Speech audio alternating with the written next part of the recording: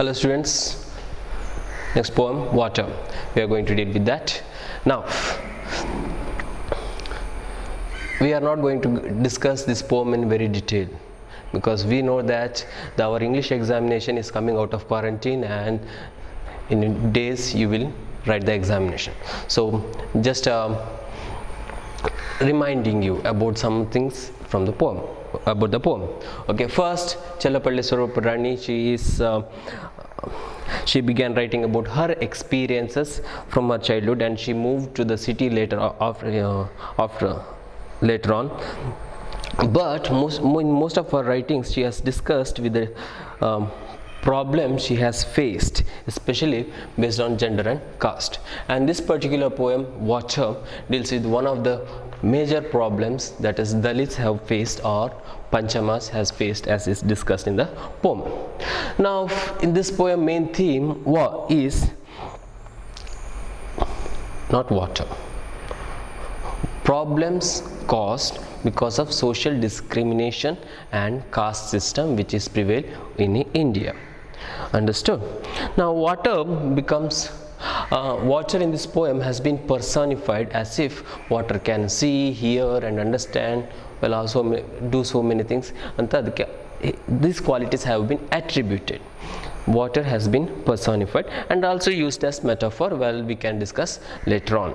Okay, it's a basic thing which preserves our life, but in this poem it is discussed how the water is destroying or causing problems to the life of these people.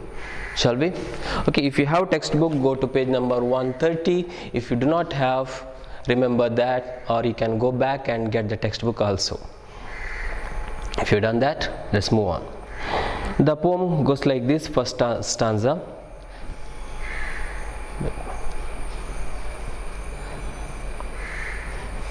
Questions will come later on.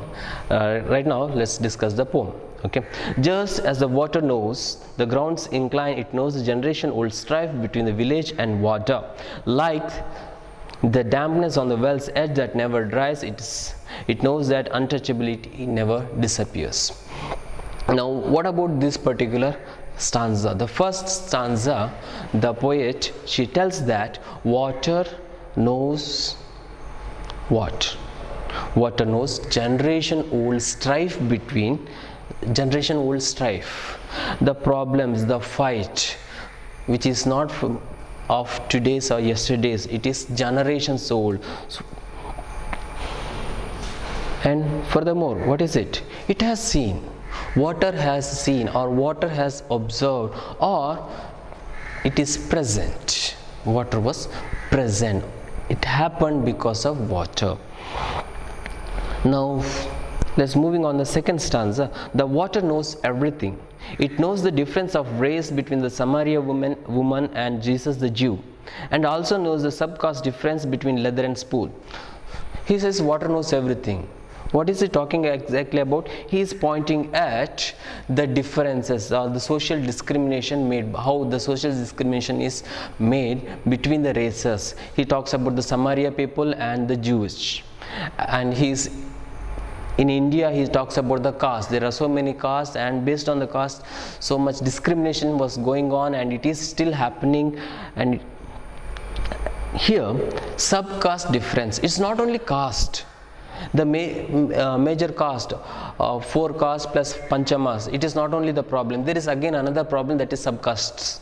The difference between subcastes. That's what he referred as between the leather and spool. Now, leather and the spool. Leather represents cobbler and spool represent weaver. So even in between the caste, we have subcaste, and there is a problem between them. Discrimination is there. Then, shall we? So third stanza. It knows the agony of a panchama who, not having a right to draw the water from the well, draw a pot of water, waits all day near the well with this empty pot until a Shudra arrives. A Panchama waits for Shudra with empty pots. Why? Because a Panchama are untouchable. He is not allowed to draw water from the village well.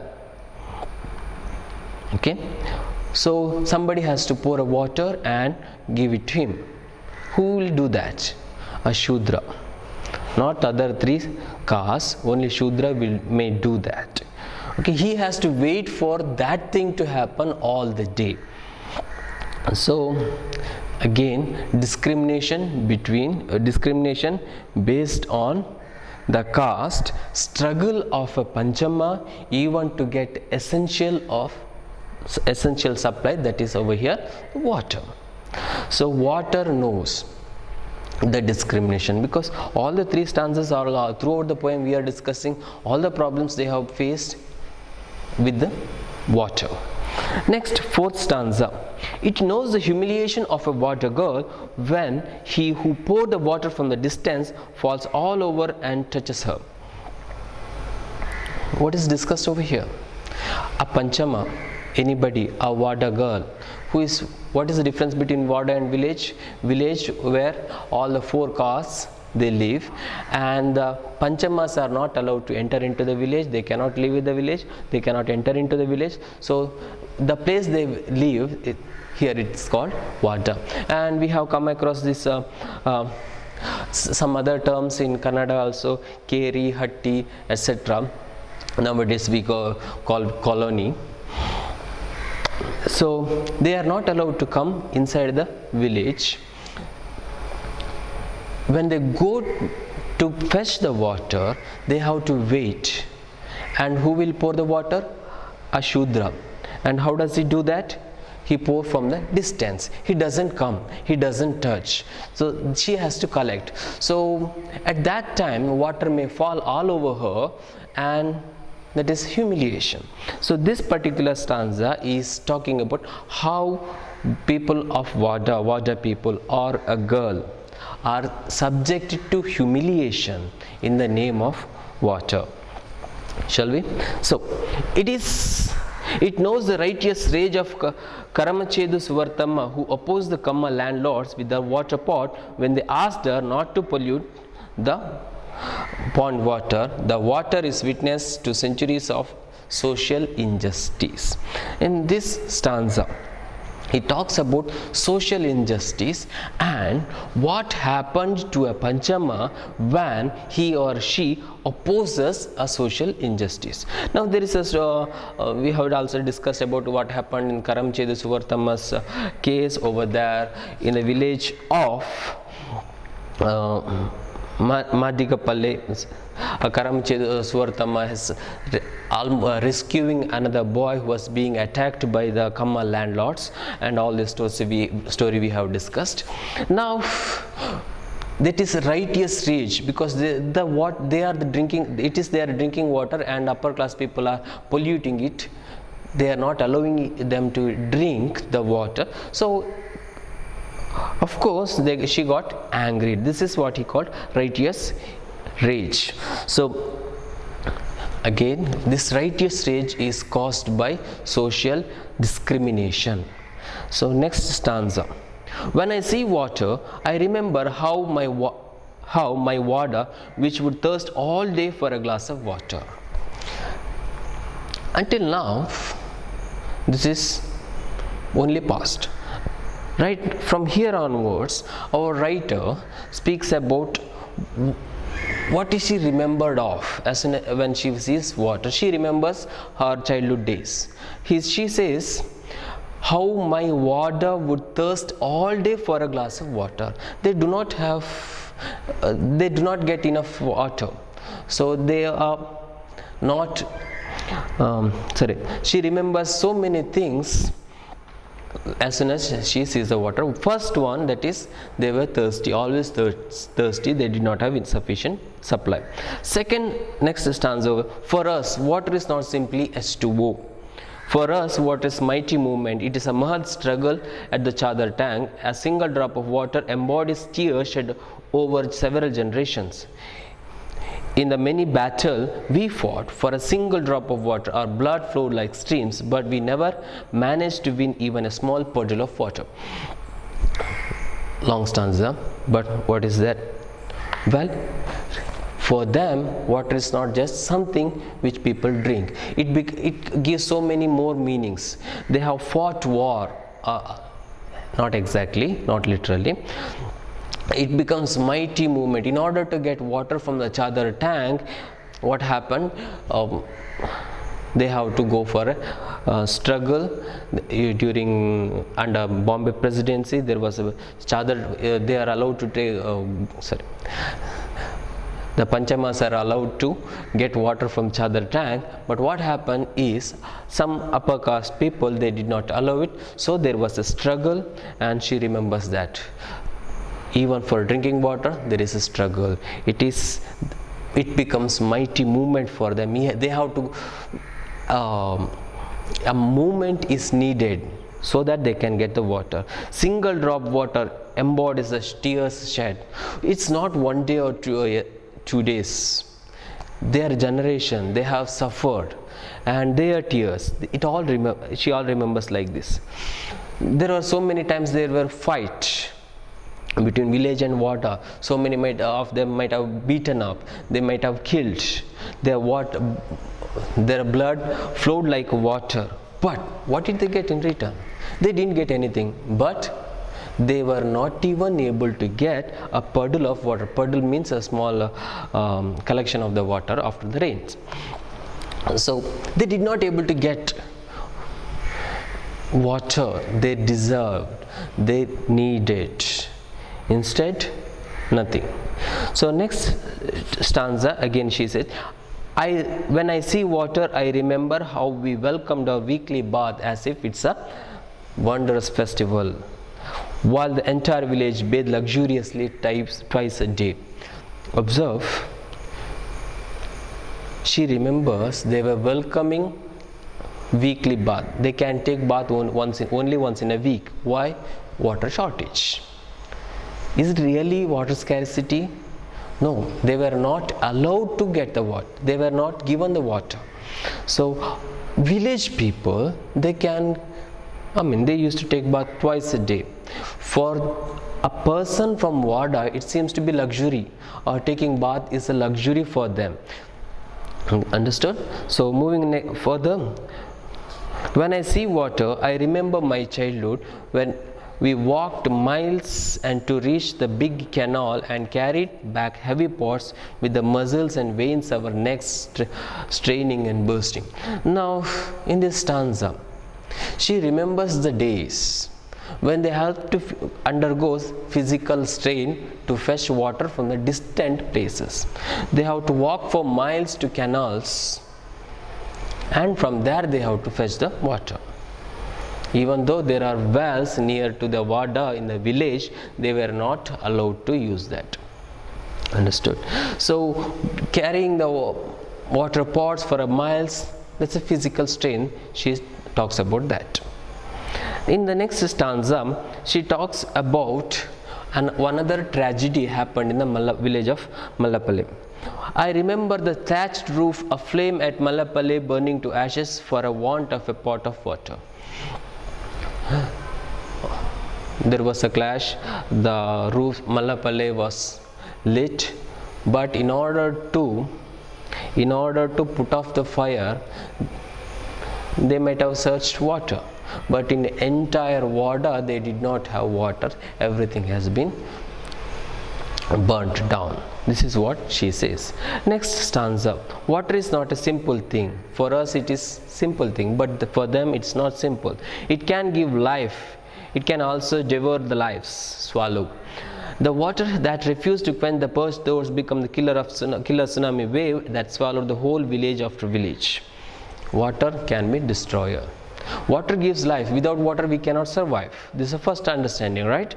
But this next understanding is that because of water so many people may die. She refers to, what if water do not quench our thirst, instead it can swallow us like a tsunami or struggle or fight.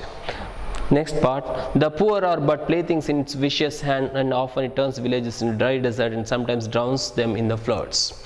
How does the poor people affected by this water is not always same. Sometimes it goes to extreme. Sometimes it's caused drought. Sometimes it caused flood. If there is a flood, whose houses or thatched roofs will float in the water? It's again poor people. Maybe the rich might have built strong house, but not the poor. At the same time, during the drought, they can somehow avail the water, but poor people cannot. Poor people are always playthings. They are the first one to suffer, and always they are the only one to suffer. Next part, the final parts. Between the village and water, between the one state and another, the water can ignite many struggles and strife. It's not only between the person, it's not only between the village and water, panchamas and upper class people, but between the states. We know that the states are having always going for a course for we need that much water and so, and international issue again, some rivers we have discussed. You may know that we are sharing water with our neighboring friendly state of Pakistan. Is it friendly? Yes or no? You have to tell. So it ignites, it can cause even the war, who knows, right? It can make blood run in streams. It can also sit innocently in a Bisleri bottle. So it can cause even the war and lot of bloodshed. At the same time, water can sit innocently as if it has nothing to do in a Bisleri bottle. Bisleri is not only a particular company, any mineral water bottle companies they were talking. Shall we? So water again causes the struggle as if, and sometimes it acts as if nothing to do with that. This water from our village well, which water people cannot use, that forces us to do many circus feats. Circus feats, they have to go a long distance and they have to walk long distance and carry the water. Now slowly and dances its way into the Pepsi Man's bottle with the new name mineral water. Now Pepsi Man's bottle again refers to multinational companies. Okay, nowadays water is branded as mineral water and it is sold in higher prices. Only the rich people can afford, not the poor, according, right? So the poor people do not get this water, but rich people, they can pay and they can purchase. What is again? Poor people are always playthings.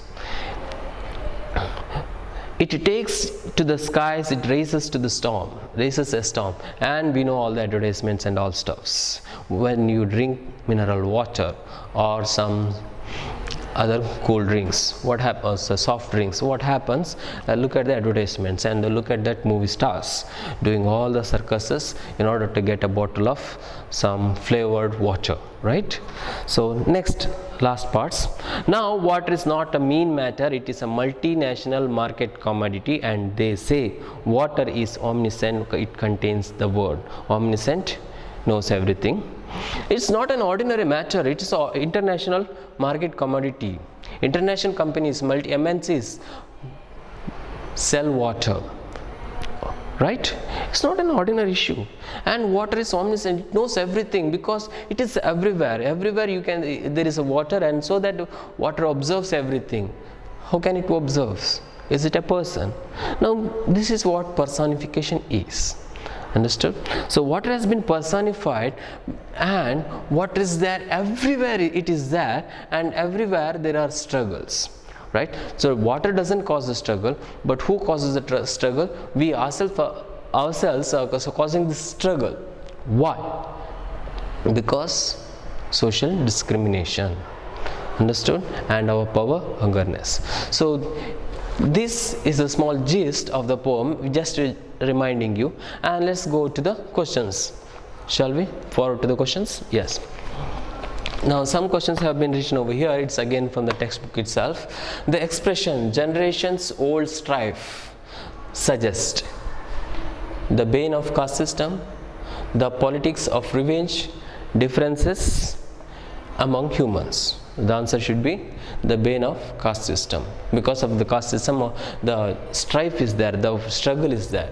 Next, second question. It also knows the subcaste difference between leather and spool. Leather and spool refers to, we have already discussed. What is that?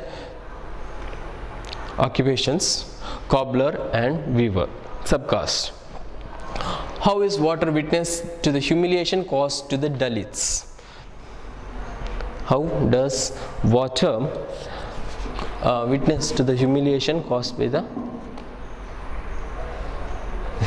Dalits?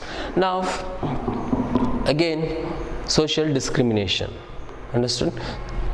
Fourth one, what does the speaker remember when she sees the water? She remembers so many things. How they were being thirsty for entire day, the burning of the roofs, and the running a circus feat, all this stuff. Next, circus feat refers to hardship to fetch the water, balance the water pots on the head, efforts to secure basic needs, struggle surrounding the water. Now, first thing we can say A, that's a hardship to fetch water. They have to go a long distance, carry multiple pots maybe, and then again that's a balancing option. You can go with the first one, shall we? And there are sixth question, and that is, name the village that was burnt for the want of water. Want of water means lack of water. We know that village name starts with Yam, Mallapalle. Okay. Who did not, Mallapalle, that's a village. Who did not have the right to draw water from the village? Answer, only word discussed in the text is Panchama. Okay.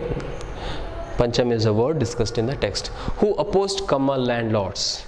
We have discussed one name, Suvartama. Next, where did the Mahad struggle took place? This is, we have tried the name of the tank, Chadar tank. Chadar tank. So, okay, fine. Next one, what is the outcome of many battles fought for the water? What is the outcome? They have not even able to secure even the puddle of water. They did not get even the puddle of water. What ignites struggle and strife between village and Wada? And name of a poem, water. Where does water sit innocently? Where does it sit? Which bottle? Bisleri bottle, right? Yes.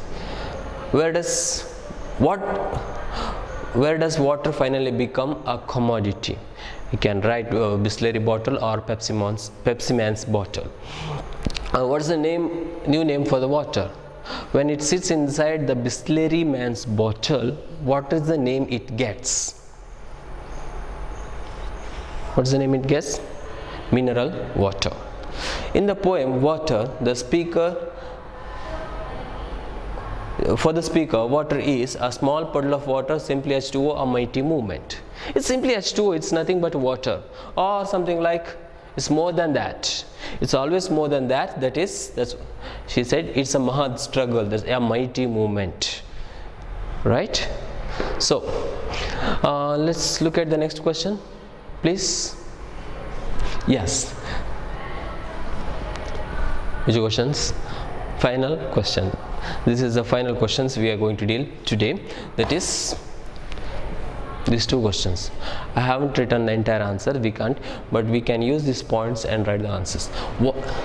Water is a witness to centuries of injustice. Explain with the reference to the poem Water.